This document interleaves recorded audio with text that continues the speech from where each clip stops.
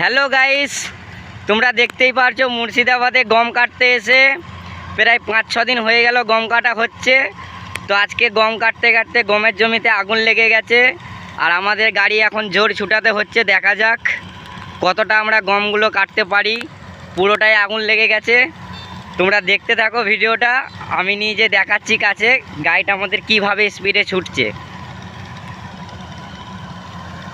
আর দেখতেই পাচ্ছ সব গম আগুন ধরে গেছে, পুড়ছে। যতটা পারবো ভিডিওটা দেখাবো, কারণ এবার আমি গাড়িতে উঠবো, কারণ গাড়িটা একটু আরও তাড়াতাড়ি কাটতে হবে, এখানে আগুন লেগে গেছে।